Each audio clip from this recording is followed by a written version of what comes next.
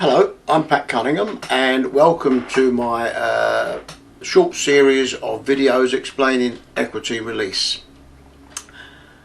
Today I'm going to talk about, can you still move home whilst you have equity release, while you have a lifetime mortgage?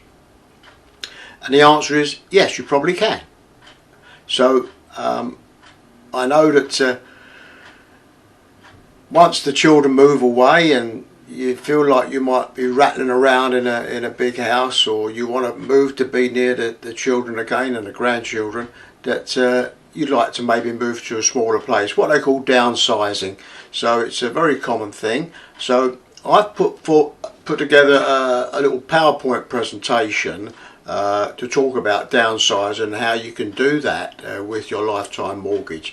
So let's have a look at it. Now, you might have to turn the sound up a little bit on the PowerPoint recording I'm going to show you.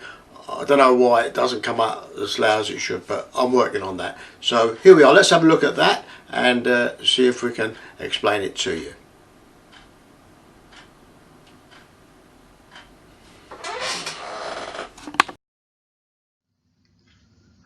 Okay, so let's have a look at downsizing. There's our example. Bill, age 61, and Janet, age 57, have a property valued at about £250,000, and they decide to use equity release to realise some funds to help out their family, to get onto the property ladder, etc. And at Janet's age of 57, they can release £100,000, about 40% of the £250,000 property value. Now, it's Janet's age that's important because she's the younger of the couple, so her age is the one that will be taken into consideration. Now, 10 years later, in this example, they decide to downsize to a smaller home, and they find a property they like on the market at £200,000. So let's assume that the property is acceptable to their lender to do an equity release on. So how will their lifetime mortgage be affected by downsizing and by making this move? Okay, so here we are with the existing property. There we have Janet's age at 57, and the property value, of course, £250,000, and they have a 3% fixed lifetime mortgage, which, as we saw, was at 40% loan to value when they took it out. Now, 10 years later, that property value would have increased to, let's say, £305,000. This is using 2% compound interest, as we showed when we looked at the compound interest. So assuming 2% per annum growth, the property would be worth about £305,000, and the mortgage, in fact, here would then be £127,000 when we use the 3% fixed interest. It would be £127,000 with a compound interest in 10 years' time. So let's look at a new property, which is valued at £200,000. So here we can see that by selling their existing property here at £305,000 and purchasing a new one at £200,000, they would make a profit of £105,000. But the maximum mortgage available to them on the new property would only be £100,000, as Janet is now 67 and the LTV for her age is now increased to 50%. So here we see now they could get £100,000 because the LTV is 50%, whereas it was 40% here. It's gone up with Janet's age. So therefore, the maximum that a lender would allow on this new property would be £100,000, 50% loan to value. Therefore, Bill and Janet would need to repay the difference between these two here, between £127,000 and £100,000. Repay that difference of £27,000 to the lender to bring their borrowing into line for the new property. Of course, this £27,000 could be available out of the profit they're going to make by selling one property and purchasing the other. So it would reduce their profit from 105,000 down to 78,000. So you can see Bill and Janet could move, reduce their mortgage to 100,000 and have 78,000 to enjoy in their new home.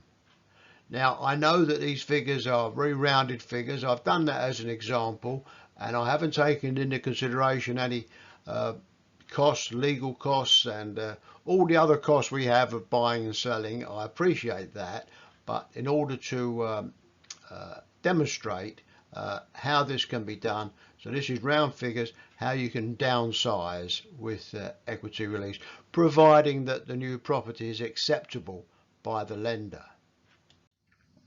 Now let's look at an example if they were to move to a similar property, a similar size property at a similar value. So here we have 305,000 is the value of their existing property, and then 300,000 the price of a new property. So what you can see here is with the 50% available on the new property, it's 150,000. Their mortgage debt is 127,000. So it means that they could well be able to draw down another 23,000 by moving into their new property. Again, no allowance made for any other costs, and this is done in a way to explain the concept to you. So there we are. I hope you found that presentation helpful in explaining what happens when you want to move house with a lifetime mortgage. I'll use those numbers as round numbers to help illustrate. Of course, every situation is different, and make sure that when you speak with your equity release advisor, if you're considering equity release, that he's going to offer you a plan that is portable, that you can take with you if you are considering you may want to move sometime in the future.